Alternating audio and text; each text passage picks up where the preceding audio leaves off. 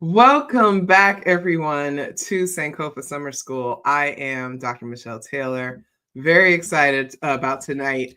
One of my favorite people in the world is going to be coming and blessing us once again because she's done this program before. And our class tonight is if abortion is the floor, then reproductive justice is how we soar. And that's really important. If you were here on Monday, or if you're watching the replay and want to go back and watch the other class that we did on Monday, it was kind of like a historical look and kind of leaning a little bit into what we're getting into. But our good sis tonight is going to really take us on a journey so that we fully understand what it means when we say reproductive justice. So Leslie Mack is a Brooklyn-born, North Carolina-based activist. She is a strategist and a writer who brings decades of experience organizing at the intersections of race, faith, and justice. A lifelong advocate for Black liberation, she is widely known for her work creating digital campaigns that center the most marginalized and amplify community-led solutions. Her work has been featured in the New York Times, Essence, and on MSNBC. Leslie approaches organizing through a humanist and Afrocentric lens, building spaces that honor the full humanity of Black people, especially Black women. From defending reproductive freedom to holding space for joy and rest, her work is grounded in collective care and rooted in Black radical tradition. This, as I said, is her second year as a Sankofa Summer School instructor. Leslie brings a commitment to political education that informs action and builds power. She believes deeply in the role of cultural and historical awareness in collective liberation and in creating learning experiences that leave participants better equipped to transform the world around them. And listen, if you have never attended something by our good sis Leslie Mack, then you have been missing out. I've worked with this woman. Gosh, it's been over 10 years now. Let me pull her to the stage real quick because Hey. everything is different. There's some people that come and teach for Sankofa Summer School, and they're kind of new. I'm new.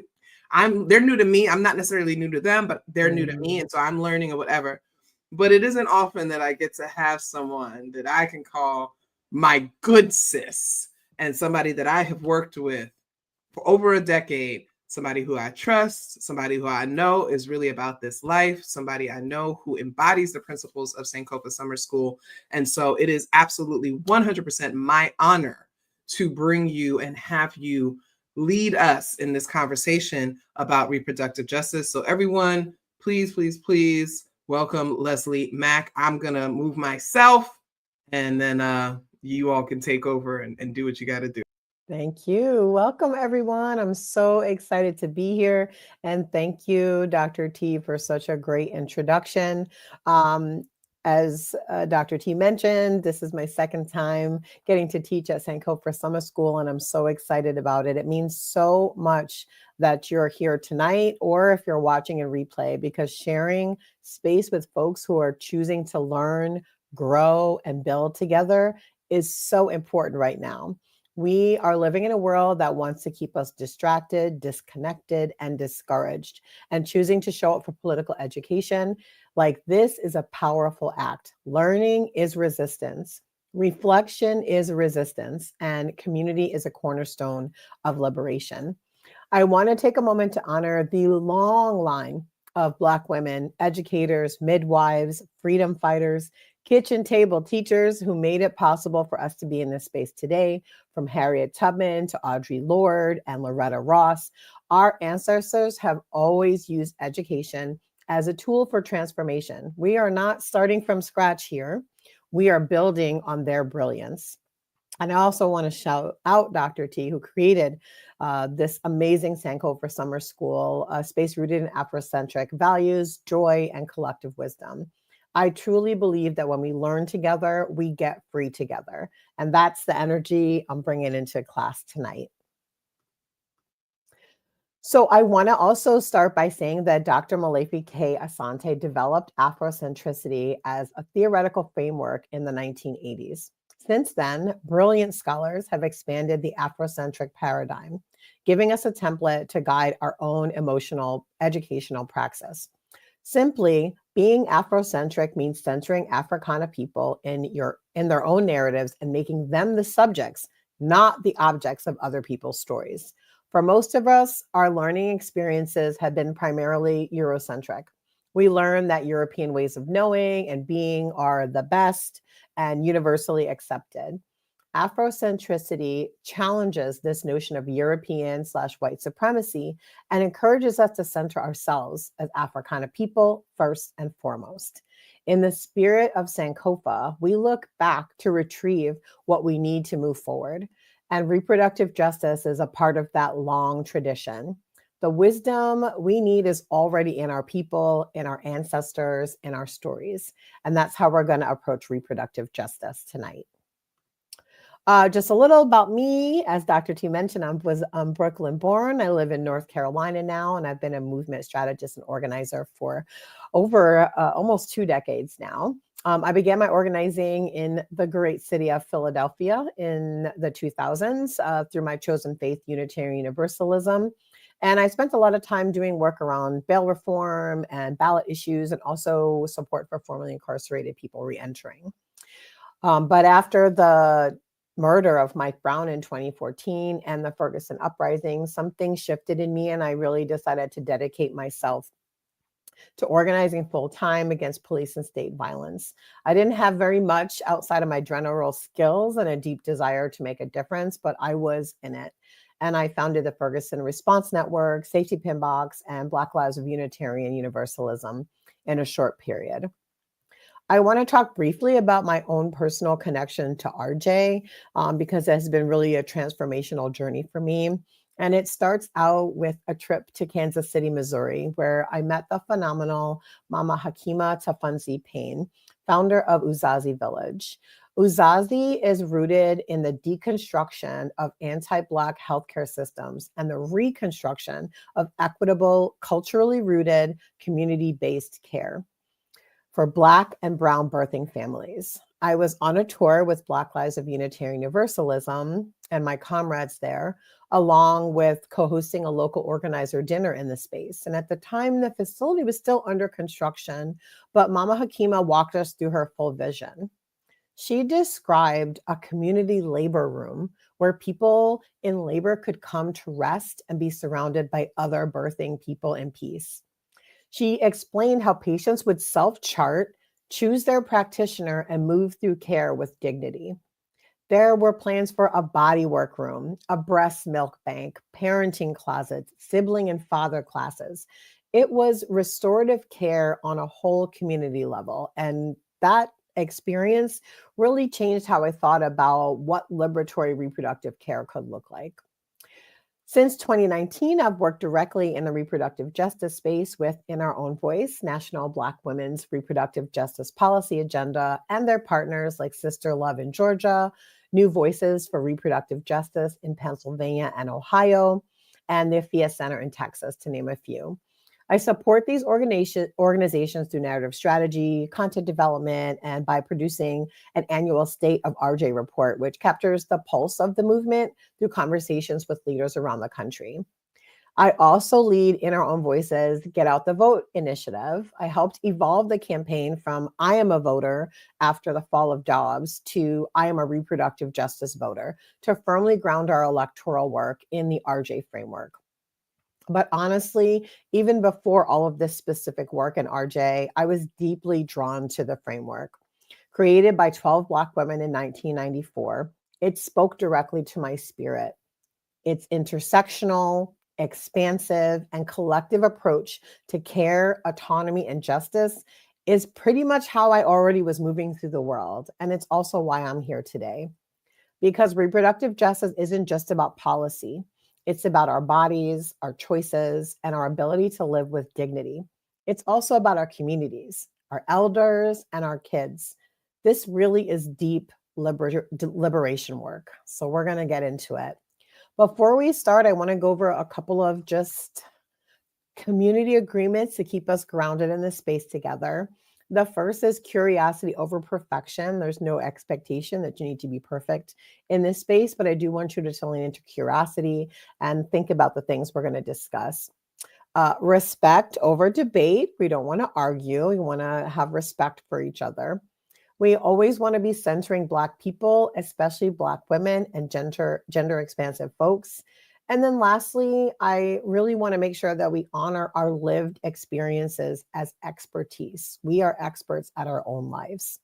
I invite you to drop an emoji in the chat to co-sign the vibe I'm trying to set up. And if there's something you think is missing from the agreements, go ahead and drop that in the chat as well.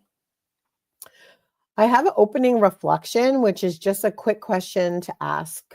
What does reproductive justice mean to you? So you can go to menti.com, enter the code on the screen. You can also just use your phone and go to the QR code. I'm gonna drop a link in the chat as well. We're not gonna spend too much time on this, but I always like to give people an option to just talk about how they relate to the topic that we're discussing. Oh wait, that's the wrong chat. Am I in the right chat, Michelle? If not, post it in the right one. So there's no wrong answers here. Just go ahead and fill that out. We're going to keep moving forward though. So what is reproductive justice? Reproductive justice is a framework and movement created by 12 Black women in 1994 to expand the conversation beyond abortion access to include the full lived experiences of Black and Brown people navigating reproductive oppression. Right? So it means that the human right to control our sexuality, our gender, our work, and our reproduction. That right can only be achieved when all people have the complete economic, social, and political power and resources to make decisions about our bodies, our families, and our communities in all areas of our lives. Not just one, but all the areas. This is an all-encompassing framework. We've got a few comments coming in, so I'm going to read those over. Someone said, living the life I dreamed with dignity. I love that as a definition. Choice for when, how, and if to have a family and be supported in life in all possible choices. I love that. Access to all forms of reproductive care and the right to choose one's reproductive choices. And pregnant Black women not being ignored or mishandled during their pregnancy and at time of birth and after birth. I love those. Like I said, there's no wrong answer here. But that's a perfect segue into the 4 main pillars of reproductive justice. And they are the right to have children. I want to lean in when I say that because this is very important that it's first. The right to have children. It's very important for Black women to know that this is the right to have children. Of course, the right to not have children if you choose. The right to raise children in safe and sustainable communities. And lastly, the right to sexual and gender expression and self-determination. Reproductive justice is built on the belief that bodily autonomy alone is not enough. We need material conditions that make liberation possible. All right. I'm going to get into a couple of terms now that we tend to mix up with reproductive justice. And I'm going to start with reproductive health. So reproductive health is about access to medical services. So think birth control, sexually transmitted infection treatment, prenatal care. This is about the actual care that you're going to get and can you get it. Then we have reproductive rights. This is about the legal protections associated with reproduction, like the right to abortion under Roe v. Wade or access to contraception through policy. We're talking about, is what I want to do legal or not? That's what reproductive rights are. And then we come to reproductive justice, which goes beyond law, it goes beyond access, and it talks about having the power, resources, and conditions to live and parent with dignity, including safe housing, paid leave, and freedom from violence. As Audre Lorde said, there's no such thing as a single issue struggle because we do not live single issue lives. Reproductive justice is not about choosing one lane. It's about widening the lens so our whole lives and identities are included. So let's get on the road to reproductive justice. I'm going to take you to some history, talk about what's going on right now, and also leave you with some things and ways that you can take action in support of reproductive justice.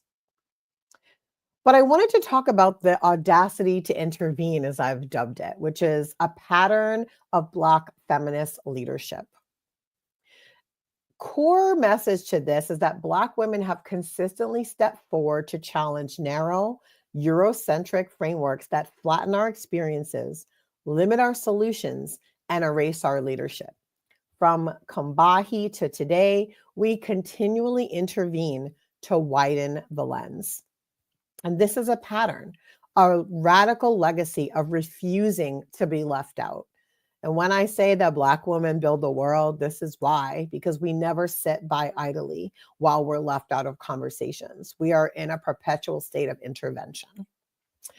It's a burden to bear, but we also know that it's ours because we care about ourselves and we care about our communities. So let's jump into some history. And while the term reproductive justice itself was coined in 1994, happened to be the year I graduated from high school, the values that it's built on actually go back generations. So we're going to talk a little bit about the early foundations of reproductive justice. Folks like Harriet Tubman, Sojourner Truth, were really focused on bodily autonomy, resistance, and truth-telling. From Harriet's fierce resistance through the Underground Railroad to Sojourner Truth's declaration of her full womanhood, to Frances Thompson's bold public testimony as a trans woman survivor of assault, Black women have long modeled what it means to claim bodily autonomy, speak truth to power, and resist systems that sought to control our lives. And then we come to Polly Murray. Wow, what a visionary. In the 1940s, Polly Murray, a legal scholar, civil rights activist, and one of the earliest theorists of intersectionality, coined the term Jane Crow to describe the dual oppressions of racism and sexism faced by Black women. Murray's groundbreaking work laid the foundation for both civil rights law and Black feminist thought, and they later became a co-founder of the National Organization for Women and a trailblazing figure in gender and legal equality. I always like to lift up Polly's name. They are frequently erased from our history books and from conversations. And so I always like to bring those folks into the room with us. And so thank you, Polly. Moving from these early iterations of what would eventually become reproductive justice, we now are on what I call the path to reproductive justice. And we start at the Combahee River Collective, a Black feminist intersectionality. I'm going to talk a little bit about Combahee because that's how groundbreaking they were. They were a Black feminist lesbian socialist collective based in Boston, and they were active from 1974 to 1980. They were formed by members who had been involved in the National Black Feminist Organization, NBFO, but felt it lacked the focus on the intersections of sexuality, class, and systemic oppression. The group was named after the Combahee River Raid, led by Harriet Tubman in 1863, a symbolic gesture linking their work to the legacy of Black women's resistance. So you can see the through lines. And here we are again, confronting a gathering, confronting a collective of people who they felt were leaving them out. So what did they do? In 1977, they published the Combahee River Collective Statement, one of the most important manifestos in Black feminist and queer political thought. The statement articulates interlocking systems of oppression, later echoed in Kimberly Crenshaw's framework of intersectionality. They emphasize that the liberation of Black women requires the dismantling of capitalism, white supremacy, and patriarchy, not just reforming them. Quote, the CRC formed in response to the limits of the National Black Feminist Organization, naming clearly that the erasure of sexuality, class, and systemic oppression from the analysis was unacceptable. They widened the lens, and in doing so, gave us language that we still use today. A few quotes from their groundbreaking work. They said that we believe that the most profound and potentially most radical politics come directly out of our own identity. And of course, the often quoted, if Black women were free, it would mean that everyone else would be free, since our freedom would necessitate the destruction of all the systems of oppression. Just to pull a few of their names into the room, sisters Barbara and Beverly Smith, Demita Fraser, who was a co-author and a longtime Black feminist and reproductive rights advocate, Charlene McCray, who you may know as the former First Lady of New York City, an early member of the Combahee River Collective, Gloria Akasha Hull, who's a key feminist literary critic, and also wanted to mention Margot Akasawa Ray, who's an artist and educator and really emphasized the Combahee's role in transnational feminist work. So this was beyond just the United States. And the Combahee River Collective laid the groundwork for reproductive justice in a couple of ways. The first was insisting that systems of oppression are interlocking, crucial to RJ. The second was calling for the freedom of all people through the liberation of the most marginalized. Groundbreaking stuff. And then lastly, defining liberation as more than legal rights. It must be economic, social, and emotional autonomy. All three of those, economic, social, emotional, all come together. Next up in 1984, the Black Women's Health Imperative was founded by Bailey Avery, becoming the first national organization devoted solely to the health and wellness of Black women and girls. It emerged from a radical belief that Black women should speak for themselves and define their own health agendas. Their work was rooted in self-help, community education, and political advocacy. This was a major shift in shifting reproductive and health conversations toward Black-centered care, dignity, and justice. And they are still around today. Definitely check them out. They're still a national organization, and they are centered in California. Now we get to one of my, honestly, when I talk about Black feminist thought, the We Remember ad is such a moment in time that really highlights for me the power of Black women coming together. It was the first public pro-choice Black women's statement.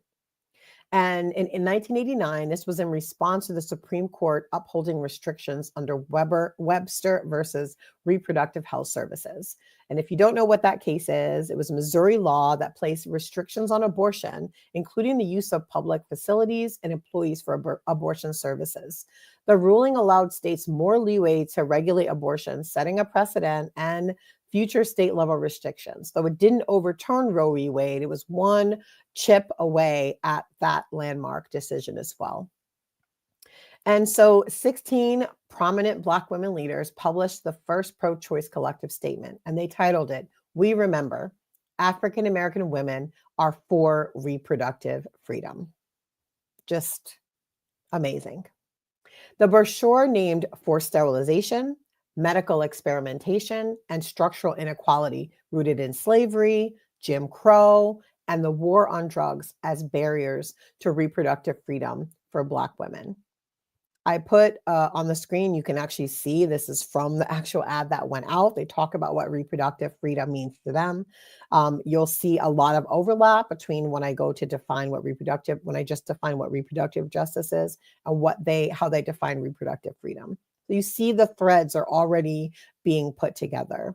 And this statement was signed by a collective of incredible people, including Bailey Avery, who founded the Black Women's Health Imperative, Donna Brazil, Shirley Chisholm, Jackie Gates, Dorothy Height, Eleanor Holmes Norton, Maxine Waters, early in her career. This was an incredible moment to see Black women from across the country and across different scopes of life talking about reproductive justice and reproductive freedom. And they said, choice is the essence of freedom, the right to choose how we would or would not live our lives. And this really mattered because This is the first time, as I said, reproductive freedom was publicly framed as a Black woman's concern. The statement called for comprehensive care, not just abortion access, but prenatal care, contraception, cancer screenings, HIV and AIDS screening, prevention, and anti-discriminatory practices in health policy. They ran this in the Washington Post and also in Roll Call, which was a magazine that is popular on the Hill in Washington, D.C. The statement was by Black leaders was again another intervention, pushing back on the narrow interpretations of abortion rights by grounding the issue in our lived history of stolen autonomy and forced reproduction. They refused to be silent when the Supreme Court upheld dangerous restrictions in that Webster versus Reproductive Health Services case.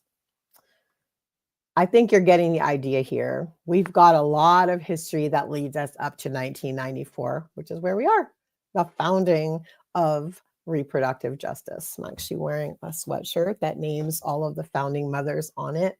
And in June of 1994, a group of 12 Black women gathered in a hotel room in Chicago during a national pro-choice conference organized by the Illinois Pro-Choice Alliance. I want to stop here because we are also at another huge moment of intervention, another moment where Black women said, wait a minute, we need to intervene. This isn't speaking to what we need. The event was intended to unite voices around the Clinton administration's failed Health Security Act, which had ignored the unique reproductive health needs of communities of color, especially Black women. At that Illinois Pro-Choice Alliance event, those 12 women literally stepped away. They got up and they left to create something better. They got in a hotel room and they challenged the singular focus on abortion and health policy and birthed reproductive justice. Again, an intervention rooted in collective liberation. So why did they step away? They really realized that mainstream, also known as white-led, reproductive rights movement was failing to speak to the realities of their communities and themselves. It was laser focused on abortion access without acknowledging the legacy of forced sterilizations and medical abuse that Black women have endured, the importance of safe conditions to parent children for Black parents, the impact of poverty, policing, and racism on reproductive decision-making, and the absence of culturally rooted solutions in public policy. They recognized the need for a new, more expansive framework, one that addressed human rights, intersectionality, and systemic oppression. So they stepped away to the hotel room, sat in a circle, and started naming the vision they needed. What emerged would become known as reproductive justice. They defined reproductive justice as the human right to have children, not have children, and to parent children in safe and sustainable communities. You'll note I added a fourth point because, as with most frameworks, the more we use it, the more expansive it needs to become. And so later on, that fourth point of having freedom of gender and sexual expression and self-determination was added.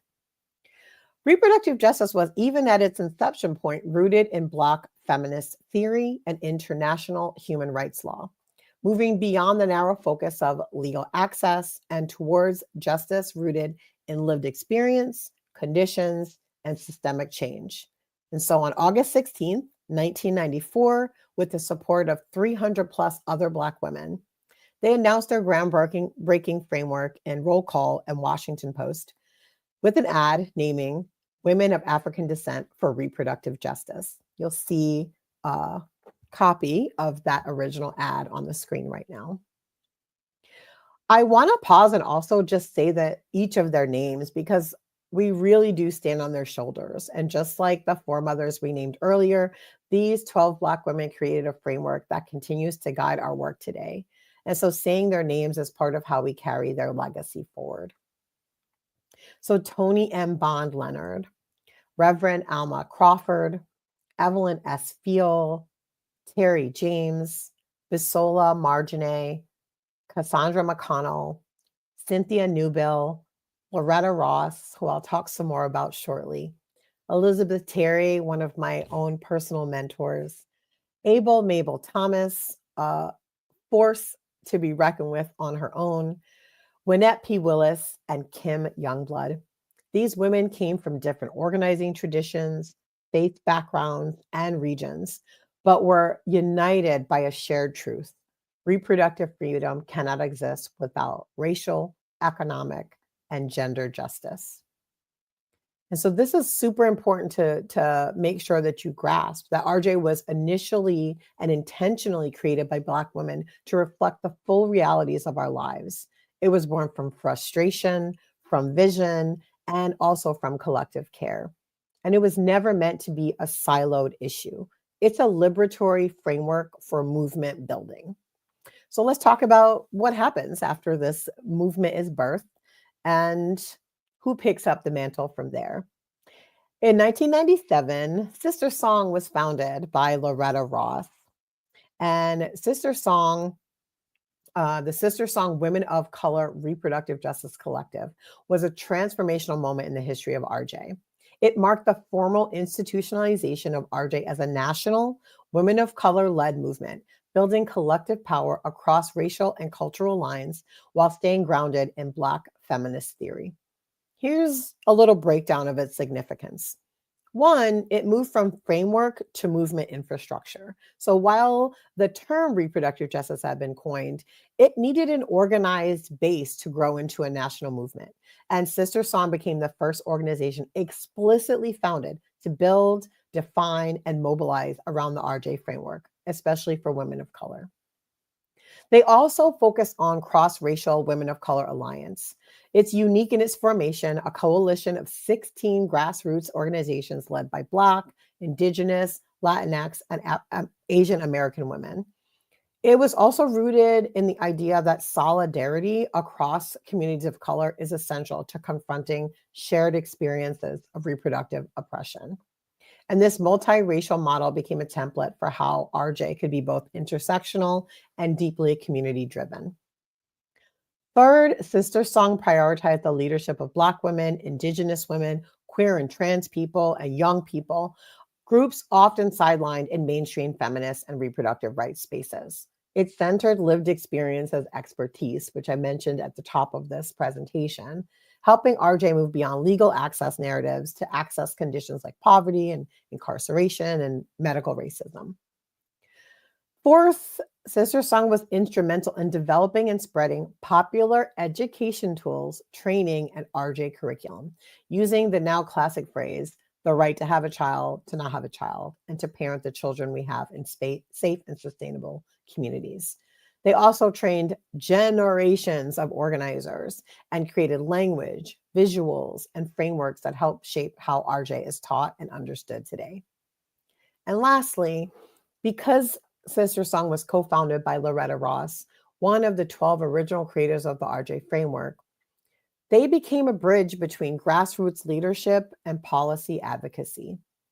Loretta Ross and others help articulate RJ as a human rights framework, connecting it to international law and global reproductive justice work. They demonstrated the power of collective organizing, rooted in identity, liberation, and lived experience. It's a reminder, Sister Song is, that movements aren't just made up of ideas. They're made of institutions, they're made of coalitions, and they're also made of care. The next stop I want to talk about is the Trust Black Women Partnership. And this is yet another intervention moment where we saw Black women really stand up and break through in response to some horrific things you'll see on the screen now. In 2010, a group called Life Always, don't they always have those kind of names, y'all? It's creepy. Anyways, a group called Life Always launched an extremely inflammatory anti-abortion ad in Atlanta, Georgia that read, "The most dangerous place for an African American is in the womb." You'll see a picture of that exact billboard on the screen right now. It was placed near a Black community and used abortion statistics among Black women to promote anti-choice, anti-Black narratives, which frankly, we all still hear today. But you see, these are rooted in people directly attacking the autonomy of Black people, especially Black women. The campaign was designed to stoke shame, stigma, and fear blaming Black women for genocide and erasing the real causes of reproductive oppression: poverty, lack of access to care, and racism in medicine. These billboards spread quickly nationwide, popping up in Los Angeles, in New York, in Texas, and Ohio. The other picture I have on screen is actually from New York City. I didn't even want to show the young woman's picture, but the most dangerous place for an African American is in the womb, takes root, and they place them in near majority Black neighborhoods and historically Black churches. So, of course, there needs to be a response. And so, in response to the racist billboards, Black RJ leaders didn't just protest, they organized. And the Trust Black Women Partnership was born, an act of public defiance and vision, demanding a full spectrum narrative around Black families, bodies, and dignities. And they formed a coalition, including Sister Song, Black Women for Wellness, Spark Reproductive Justice Now, New Voices for Reproductive Justice, Sister Love, the Athea Center, Black Women's Health Imperative, Women with a Vision, Bridget Alliance, and many others. And it was, again, formed to confront and dismantle that false narrative that Black women are responsible for the erosion of Black communities. We all know we are the heart of our communities. And they also wanted to affirm the moral authority, intelligence, and agency of Black women in making reproductive decisions. And lastly, to expose the hypocrisy of pro-life campaigns that ignore the structural racism impacting Black maternal health, infant mortality, and access to care. So they got to work. They issued joint public statements. They wrote op-eds in just about every paper in the United States. They did media appearances. They organized community education events and press conferences to let our community know what was going on. They held rallies. They spoke directly to policymakers about the harm caused. And this was really launched as a cultural and political affirmation, a phrase that remains powerful in the RJ space today: trust Black women. It marked a bold reclaiming of narrative for Black women in the face of this anti-Black misogyny masked as morality that we were dealing with. And it strengthened cross-state RJ collaboration, cementing the role of Black-led organizations in the national movement. And it reminded the world that Black women are not victims of abortion. We are survivors of systems that have always tried to control our reproductive. I'm going to say that again. Black women are not victims of abortion. We are survivors of systems that have always tried to control our reproduction.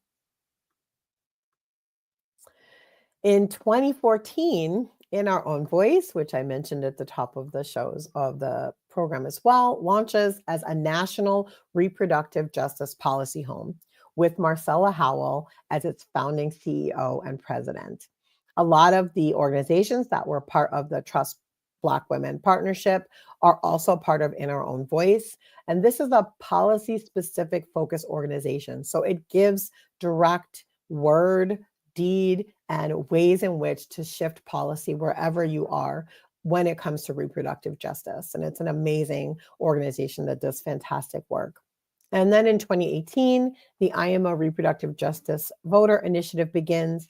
And the RJ movement is powerful because it's not new, as I've just illustrated. It's actually a continuation of Black people building life-affirming systems in the face of horrid harm. That same tradition continues today. So many Black-led reproductive justice orgs are challenging media and funders who only care about abortion stories. We're out here reminding folks that reproductive justice is about all of us, or it's about none of us. I'm going to say that again. Reproductive justice is about all of us, or it's about none of us. Let's anchor into some of these core values of reproductive justice that guide the work today. So first is bodily autonomy, full control of our bodies and decisions. The second is intersectionality, which means holding the complexities of our identities and the systems that affect us. And lastly, this is a collective liberation. As I said, none of us are free until all of us are free. If you're feeling like it, go ahead and drop a word in the chat that resonates with you so far, whether it's freedom or care, choice, power, healing, whatever is coming up for you as I'm going through this content. Now that I've explored where RJ comes from and we have a good grounding in the history of it and what it is, let's talk about what it looks like today in 2025, how it's showing up in our communities and in our movements across the country. Because RJ isn't just theory, y'all, it is a practice. It shows up in the ways we fight for health equity, environmental safety, education, and community-led birth support. So let's talk about it. I'm going to talk about 4 ways that RJ is showing up across the country right now: Black maternal mortality, environmental injustice, comprehensive sex education, and I can't stress this enough, doulas and midwives as movement builders. Okay, movement builders, doulas and midwives. So, touching on the Black maternal mortality rate, I'm sure you all have heard this many times. It's actually shifted into sort of a scare tactic, but I also like to just mention it and talk about it a bit. The US is failing Black mothers. There's no other way to put this. Black women are 3 to 4 times more likely to die from pregnancy-related causes than white women in this country, and the numbers are only rising post the fall of Dobbs. This is not about income or education, because even wealthy, educated Black women, even Black doctors, are at risk due to systemic racism in medicine. One example is Serena Williams' near-death experience during childbirth, despite elite, I mean elite, she's married to a whole white billionaire, y'all, elite medical access. She said, after giving birth, I knew something was wrong, but I had to fight to be believed. Not all women have that opportunity. Reproductive justice reminds us that healthcare must be anti-racist, community-centered, and grounded in trust, not surveillance and control. We need to be able to listen to our bodies and express how our bodies are feeling without being met with structures that block us and stop us from getting the care that we need. EJ, environmental justice.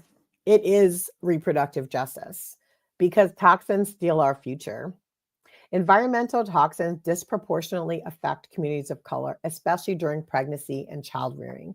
We are all aware right now of what's been happening down in Memphis, Tennessee, where X has built a huge AI farm, and it is literally poisoning the water of everybody that lives in that community, and also polluting the air to the point that people are already noticing a physical strain on themselves. And so just imagine being pregnant in that scenario, where it's not just yourself that's being affected, but also the child that you're carrying. And so we see places like Flint, Michigan, and Jackson, Mississippi, and other majority Black towns that are still experiencing water crises.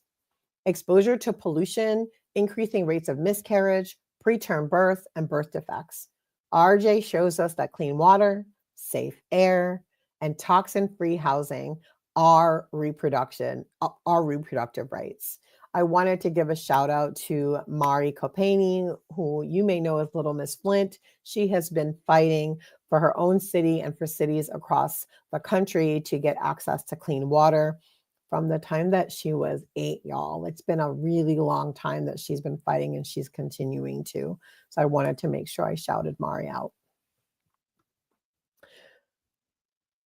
Actually, I'm going to go back just 1 second. I want to touch just really briefly on access to comprehensive sex education. I mentioned earlier that I am a Unitarian Universalist by faith. And in my faith, we have a really comprehensive sexual education program called Our Whole Lives. I really recommend folks take a look at it. You can bring it into your schools. You can bring it into your home. You can bring it into whatever community setting that you're in. And the reason why I really want to emphasize this is because so many Black and Brown youth receive abstinence-only education, or they don't receive any at all. And this leads to gaps in knowledge, increased vulnerability, and poor reproductive outcomes. And so RJ always is in support of age-appropriate, culturally responsible, queer and trans inclusive education as a form of liberation. And I'll just say that word again. It's called Our Whole, WHOLE, Lives, if you want to take a look at that. And it spans from kindergarten all the way through adulthood and talks about sex education in a way that's accessible and appropriate for each age group. All right, one of my favorite subjects, because God bless the doulas and the midwives, I want to talk about the role that they play in all of this and the power that they have, because community care is reproductive justice. Organizations like the Black Mamas Matter Alliance and Sister Song are, as always, advocating for 1, Medicaid coverage for doulas, 2, midwifery inclusion in public health policy, and respectful care training for providers. So RJ work isn't just in hospitals, it's in community birth centers, it's in living rooms, it's in churches, it's in doula collectives. And for generations, Black midwives and birth workers have protected our bodies, our spirits, and our families. In many cases, they have filled the gap where systems failed or actively harmed us. And the ways that doulas and midwives support reproductive justice is because they offer non-medical, emotional, and physical care. They center birthing people's autonomy and choices. They support informed consent, safety, and cultural practice. And they're able to act as advocates in hospitals and at home. So spaces like Uzazi Village, which I mentioned earlier, offer an RJ in practice model, Black-led, culturally grounded, and built for us by us.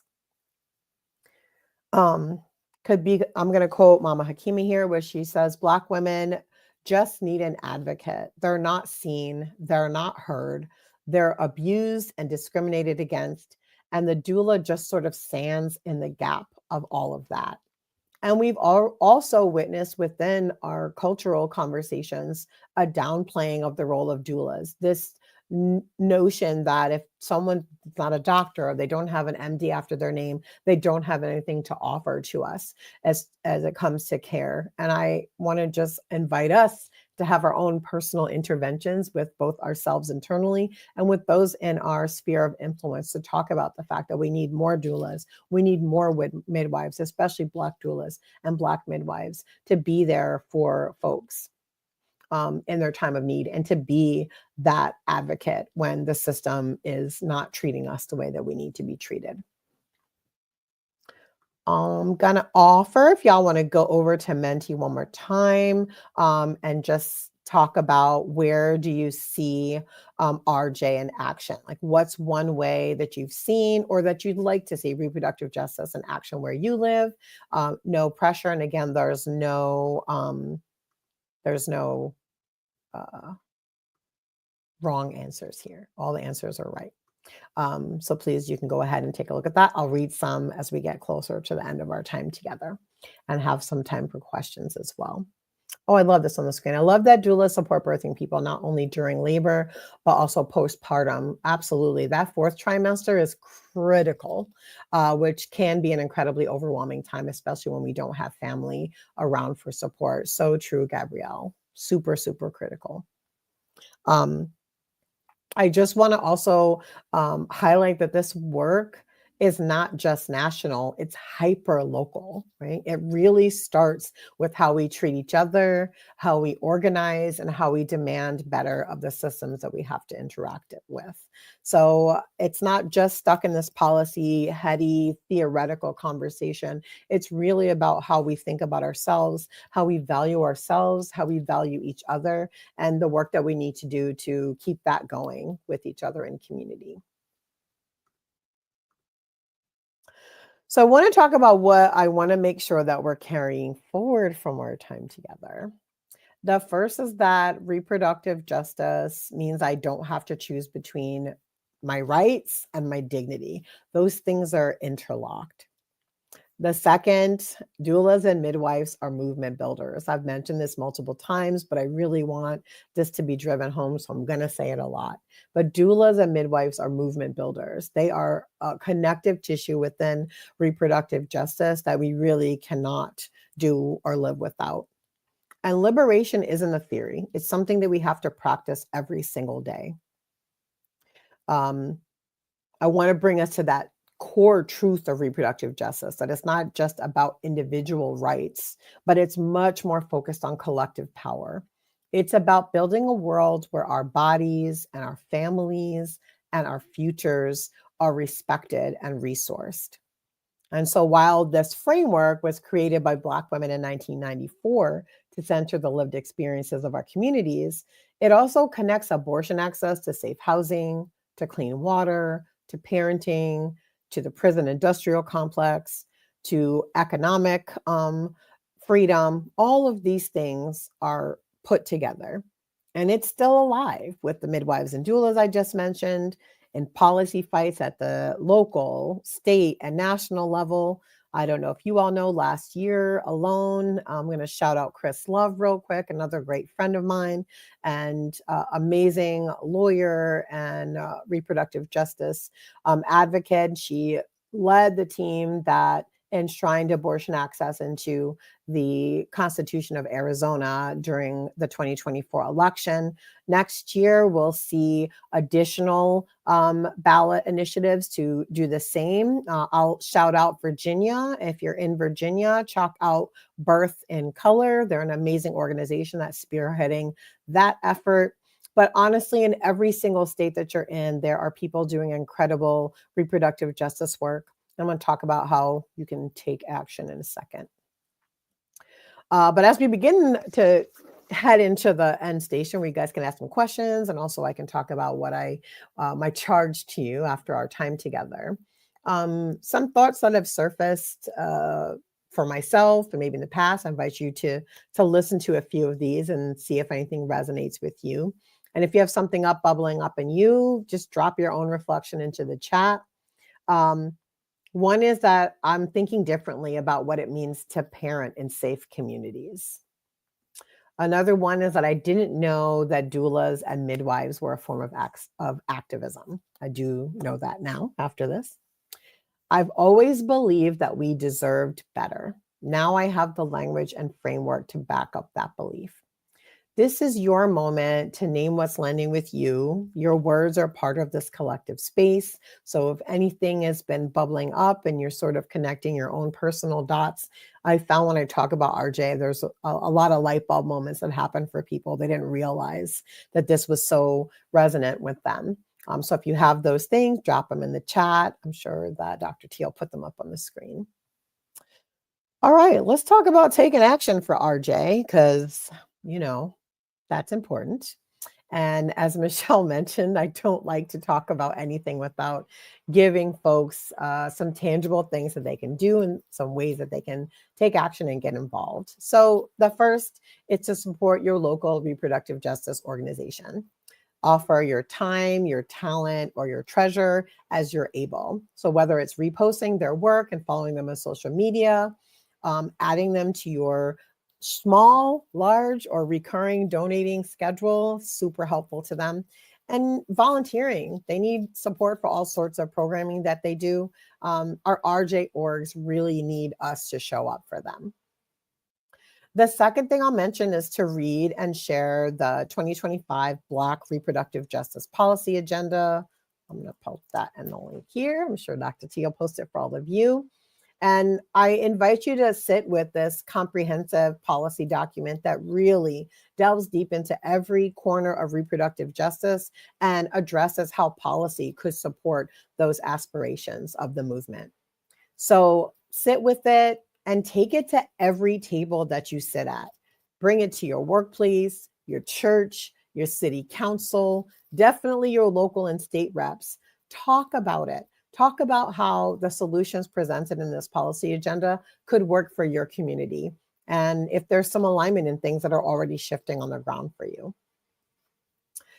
I want to encourage, and this is for me what Sankofa Summer School has been exactly this, a community learning circle.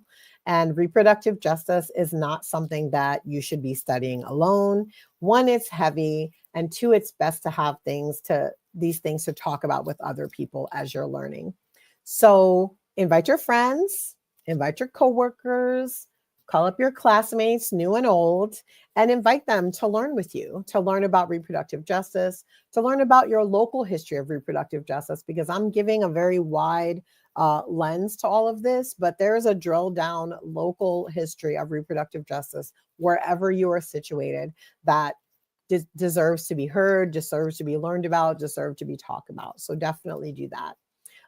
If you haven't already done so, you can use the readings and the podcasts from the pre-reading list that I provided to all of you to help guide any conversations that you're going to have. And there's some content there you can share with others and then schedule some time to talk with them after the fact about it. And lastly, I know this is a big ask, but I say it a lot. Consider becoming a doula or a midwife. There is an urgent need right now for more Black, Indigenous, and culturally rooted birth workers. We are all watching this country and, quite frankly, the world pull deeper and deeper into fascism. And we are going to need each other more than ever. And if we intend to keep our community safe, we need to ensure that people are trained and ready and able and resourced to do that. So please start by looking at local doula collectives or online trainings. I'll mention Sista Midwife Productions and also Ancient Song Doula Services, but there are doula collectives all over the country that you can look into and see if that's something that you want to do. Because, and this is something I really want to drive home, reproductive justice doesn't just need organizers. We need educators, we need artists, we need caregivers, we need policy nerds, we need birth workers, we need truth tellers, we need vision. Listen, we need you. If you're watching this right now, we need you. So my real charge is to think about how you fit into this movement for reproductive justice and where you want to throw down in small ways and in big ways. So I know we've got time now to do some Q&A. So I want to take down my slides and see if you have any questions or comments, Dr. T, or if anybody else does. You know, I mean, you answered all of them. Because what we're supposed to do is a thorough, presentation. That's how it's supposed to be. And, but you know what? Somebody brought up something earlier in the chat. And I just want to see if you can touch on a little bit. Sadly, this discourse seems to be cropping up again in response to the AE Good Genes ad debacle. So for people who are maybe unaware, or if you're watching this 3 years from now and you're not really sure what was happening, the company American Eagle released an ad starring a woman from the show Euphoria. She is a white woman. What's her name? Like Sydney Sweeney or something like that? Yeah, that's it. White woman, young white woman, very petite, blonde hair, kind of blue eyes. And the whole thing is about Sydney Sweeney has good genes. And they're promoting these genes that she can be seen pulling up over her body and all these kinds of things. She talks about her curves, even though she doesn't really have any. But it's really interesting because it reinforces this idea of the slim body, childlike body, right? Prepubescent body as being desirable. And so to suggest that she has curves adultifies that child, but this person actually doesn't really have many curves at all. She's pretty straight up and down, doesn't really have much of a butt, etc. I'm just saying that because I think it's important to tease out those things for people who need that context. There's also a part of the ad where she is basically like wheat pasting a wall or trying to like do art on a wall, like a mural, and it says, that she has good genes, GENES, and that's crossed out, and it says, then she has it painted JEANS, right? So they're making this connection between her being this slim white woman with a prepubescent shaped body and blonde hair and blue eyes. And, she's clearly young, as the perfect genes, right? She has good genes for this company called American Eagle. Now, many people understand that American Eagle fell off a big time, just like Champion and some other ones. And so like nobody really buys their stuff anymore. And as a result of this ad, their profits have jumped, right? Because all the right wingers are now, especially the men who are all vile, disgusting, predatory old men, who prey on children, right? They're all talking about, America is back. This is appealing to the real American man. This is what America wants to see. America's tired of woke. And then they've been showing pictures of Black people, Latinos, others, gay, queer people, in other ads, kind of basically calling that woke. America is tired of woke, which means America is tired of anything that is not white. And they're basically talking about, how they're celebrating this as a reclamation of basically American whiteness. And so this has come out because people have been calling it eugenics, or kind of supporting eugenics, right? We all know that the country is falling into fascism. We know that they are working very hard to, resurrect the white supremacy of old, although it never really went anywhere, but they are no longer feeling like they have to be silent about it, right? Yeah. So this falls in line. And so people have been complaining about it, justifiably. So, I mean, it's a really disgusting ad, it's right? really awful. Also, I don't want to be petty, but the jeans don't even fit her. So that's like, right. They don't fit her, and nobody cares because they're ugly, and it's fine. Nobody wears those jeans anymore. Anyway, that's why they fell off, right? Yep. So I think about this a lot because one, racism did not ever go anywhere. Bigots did not ever go anywhere. We just shamed them into silence, right? There were penalties for being overt with your racism. If you did it at work, you could lose your job. If you did it at school, you could get kicked out. You did it on the street, the neighbors, even if they felt the same way, they would be compelled to shame you because you're not supposed to do that. Social media, Trump, electing Obama, honestly, emboldening people to bring it back out. Yeah. So that's a big part of it as well. I want to make sure that everybody knows that it never went anywhere. So now this ad is out. People are having conversations. And then people are folding in saying, well, oh, you're calling that eugenics, but you keep having abortions, or what about abortions, right? And I'm just like, let me find it. Actually, if you have a thought, but while I find this, if you have look for it. I mean, I do have a thought. One, obviously, this idea of eugenics as it relates to, the white supremacist European ideal has never left us. Go ahead and read it. And then it says abortion is a form of eugenics. So why is the pro-abortion party so upset over American Eagle and Dunkin' using genes and genetics in their marketing? And because Dunkin' Donuts also did one. And so kind of like this idea that, you support abortion. So why are you mad about eugenics? Basically equating abortion with eugenics. And like you mentioned in your lecture, which is probably what prompted that, is that, these folks, and I wrote an article about this about 8 years ago on Open Democracy, about how these right-wing folks are using these racist tactics to shame Black people for, having abortions and saying that abortion is the number one killer of Black people and all of that nonsensical rhetoric, right? So yeah, this is coming up back again. Like, so what else is in the pipe? Because we know more is going to come. So how do we combat that? Since you're on your side and you do communications, and everybody, I need you all to know you can hire her. Where's your information? Like, do you have a slide? Just LeslieMack.com. I have a slide after this, literally. And you know what? As I like to say, Google me. Google me. also, like, if you could send me a little document that has your information so we could put it in the student resources so everybody has that. But LeslieMack.com, please hire her because she, as you can see, like her comps skills are her communication skills are amazing. But what do people do, or what is some language, or what are some points we can use? I don't want people engaging in this, but if you're going to engage in these conversations, say with somebody you love, a friend, a family member who actually believes this, or if it comes up in class or at work. Yeah. What can people say? in response? A few things. One is, leaning heavily into the RJ framework and this notion that our lives are more than just what we can or cannot birth. I think that's very important right now to do. But I also want to say that, and this is something I've been talking with so many people about this, is that, we are in the midst of, once again, the ground shifting beneath us. And we have to really be very conscious of what we talk about, when we talk about it, how we talk about it, and who we talk about it with.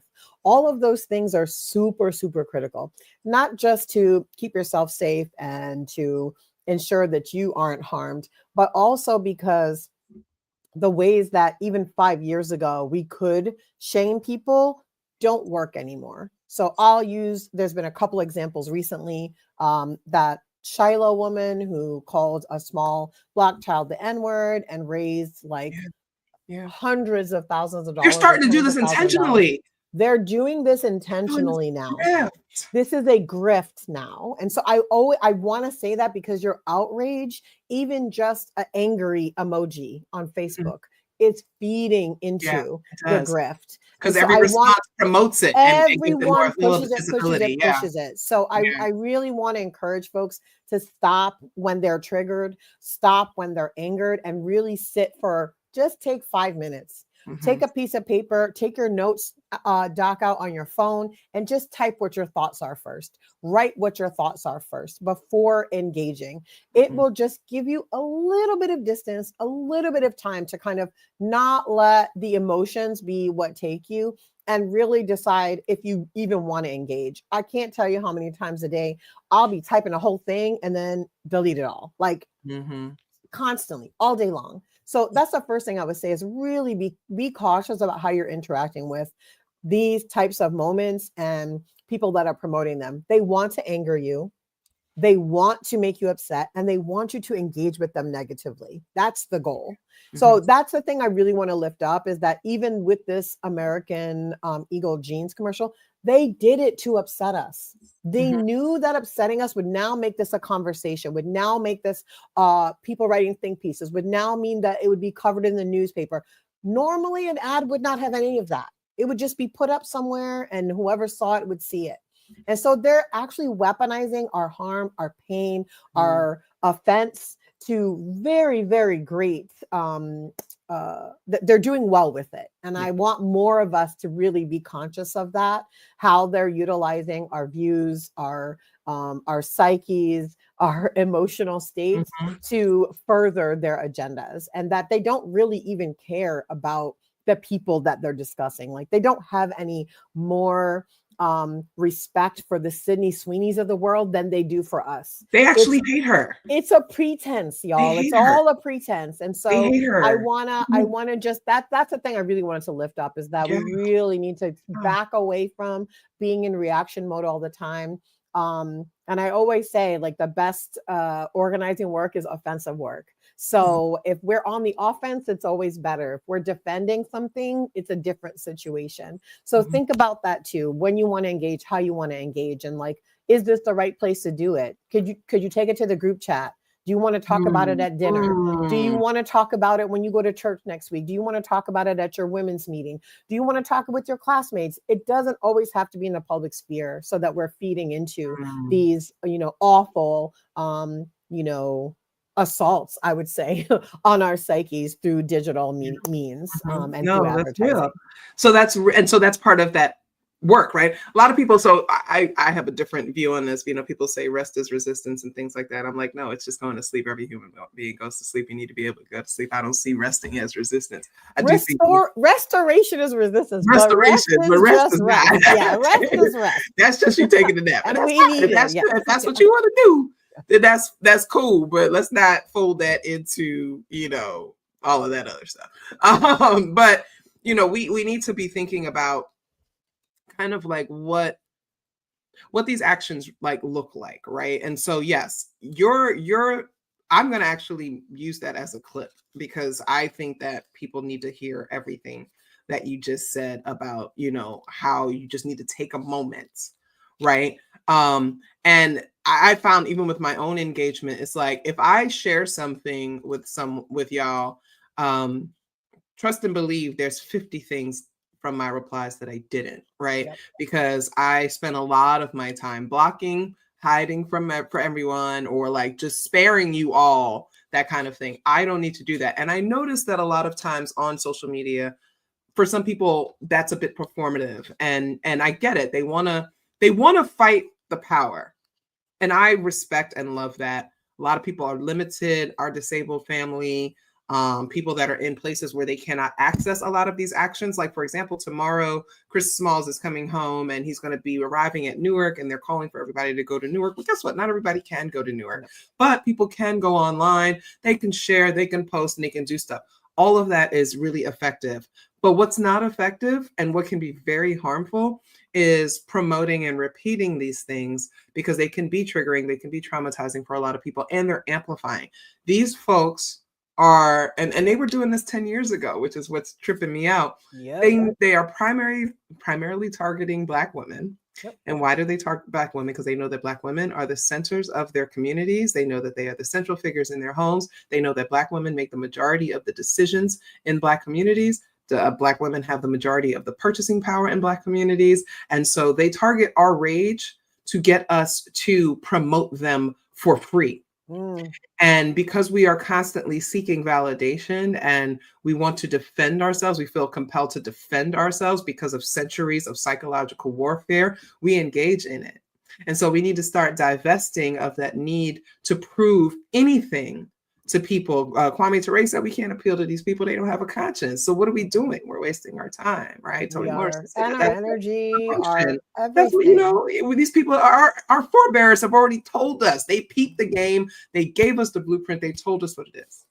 But when it comes to reproductive justice, in this moment, what we are seeing, and this is my fear, Leslie, and if you think that my fear is, you know, I'll put my tinfoil hat on. I am very concerned about our daughters. And we're going over time, y'all. I don't actually care. Leslie can have 3 hours of Sankofa Summer School if she really wants to. But I think that this conversation is important to have. And it's part of, I appreciate your lecture, but let's keep talking. Yeah. I am concerned about Black girls. I am concerned about Black girls as a historian, as a former Black girl myself, and as somebody with intense pattern recognition. Yeah. They want white girls to reproduce. They are using the church to do it. Yep. Right? This is already happening. So we know that that plot is already settled. Unfortunately, white people and white women and white mothers, I'm sorry, but the plan to impregnate your daughters as soon as they're able is already fixed. Be mindful of the churches that you're going to, because trust and believe, they've already all been corrupted. Don't leave it for right-wing evangelicals. This is coming into mainstream. They're using contemporary Christian music that never mentions Jesus, by the way. And they're using that to lure you into their churches, these mass mega churches, get you in the seats, get you to sign over all your money and your children. And your daughters they've already have a plan. I'm worried about Black girls because that's who I think they're going to start targeting next. Yeah. They need laborers. They need laborers, right? Yeah. And so within the reproductive justice framework, within the work that you are doing, have you all been thinking about how we start to protect Black girls from forced reproduction? Because you know that's what's next. We have Absolutely. we all have to accept that's what's next, right? Yeah. And especially also, Black girls are getting their periods, we always kind of got our periods earlier because of the stress of racism. But even now more, like Black girls are getting their periods at 8 and 9 years old. And so what do we do about this? I think that, I touched a little bit on this about the need for very specific attention to be paid to the sexual education that Black girls receive. And if they're not receiving it from school, they're not receiving it from the church, do not leave it up to somebody else to teach any girl in your sphere of influence about their sexual autonomy, about their sexual reproduction, about anything related to them being a woman, being a girl. I am blessed. I have 12 nieces and 5 great nieces. I speak all the time. So Definitely all girls. It's great. they so tired of me when they are so tired of me talking to them. But even when I'm around them with their friends, I hear how they talk differently. Yeah. I hear how they want to have different kinds of conversations. So some of this is definitely going to be person to person, table to table, meal to meal. But if you're talking about what RJ's doing, I think one is we are becoming extremely active, especially on HBCU campuses, directly with students. We have an ambassador program that is running this year at 8 HBCUs across the South. Nice. We even have our first male ambassador this year. Nice. Shout out to him. And that's the other thing that I would mention is that we need to also start involving boys, young men, men into conversations about reproductive justice, because this is not a siloed conversation. It affects them too. It will affect them too. And they need to also be brought up to speed. So I think that's the thing, is really equipping young people to be the best advocates for themselves and to really be able to carry a message as their peers need to hear it, the way their peers need to hear it directly to them. So that's one thing that I know that is definitely happening. When you're talking about the the forced reproduction, I too share your concern. I do not think it's a tinfoil hat. I think that history, experience, and just bodily knowing lead me to that very same place. And I've been talking quite a lot. We've been seeing a lot of these abductions. We've been seeing these kidnappings. And I keep asking, and nobody can tell me, where are the women and girls? Where are they? I've been saying it too. Like, the men are going to the concentration camp, but where are the girls going? Where are they going? Where are the women and girls? Where are they going? Where are they being taken to? Who is taking them? And so there's a way in which, even with this issue around immigration, deportation, and the myriad of horrific illegal acts that this administration is undertaking, is that we also need to be asking that question too. Where are the women? Where are the children? What is happening to them? Because I see that as the burgeoning piece of that forced reproduction that you're discussing. Once people are in the carceral system, however they end up there, whether it's through immigration, through the criminal legal system, we all know the 13th Amendment is alive and well in all of those spaces. And that includes forced reproduction. It takes away all autonomy. So those are the things. We're not wrong to fear this. No. You are not wrong, because first of all, it's already happening in the jail. It's already happening. It's already happening in prison systems. It's already happening in institutions that hold people that are mentally disabled. Like, we already know this is happening. So yes, as they widen that net as to who is considered undesirable, who is considered not worthy of protection, we're going to see those same things come up and up again. And I want to lift up our disability justice folks, because shout out to Amani Barbary, shout out to Vilissa Thompson, shout out to all of them who have been beating this drum about the fact that disability justice, if not attended to, will rot us all. And so I want to lift that up too, because it too is part of RJ, and also it's really, really important right now. We had a mass disabling event with the pandemic. And secondly, we now have criminalization of being disabled. So all of those things lead down to that same road. And already within trafficking, 40% of the children trafficked are Black children, right? And it just, like, again, we do Black Girl Missing, right? Because 0.03% of the Black female population is missing, right? If that were happening with white women, this country would shut down. And so it's like, where are they going? And unfortunately, there are those among us who are helping to facilitate this. And so that, for me, is the really hard part, is because they're going to get our own people to do it, right? To snatch these girls, or to take these girls. And so I'm very worried. And part of why I'm worried is because, yes, this is a reality, but this also means, and this is where I come from, in terms of Black motherhood, right? I've had all the experiences except for adoption. I've had an abortion. I've had a miscarriage. I have a child. I've been in an abusive relationship. I've had all these things, all these different situations where I had to make a choice, right? Where I had to, like, decide, what am I going to do, and do it under circumstances that have never been ideal, right? So reproductive justice advocates for the right for us to be able to make these decisions, to have our children in safe, healthy environments, right? our young women don't want to have kids. Our young people don't want to have kids. Yeah.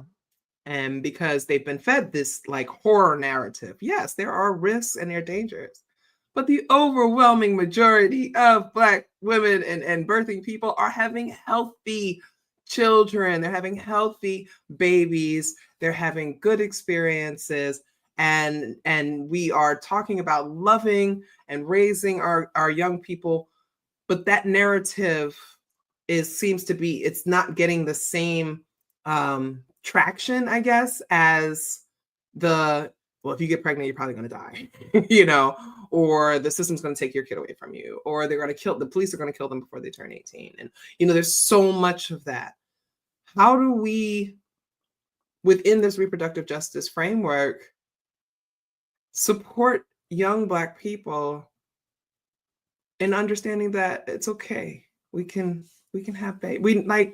You know what I mean? Like, I'm not trying to get on no, this is why eugenicist or whatever, but as a but Black nationalist, there's part of me that's like, let's have these babies. This is exactly why I mentioned doulas and midwives so much throughout the presentation, because one, we already know there's the studies have already been done, and somewhere between 22% to 55% of Black maternal outcomes are better with doulas and midwives present. So one, this is a part of community building that we have sort of been cleaved off in favor of the medical industrial complex. And I talk about it so much because there are doulas for all sorts of things. We have death doulas, we have abortion doulas, we have doulas for all sorts of things. Divorce, and so divorce doula, all the things. And it really is such a calling rooted in community care.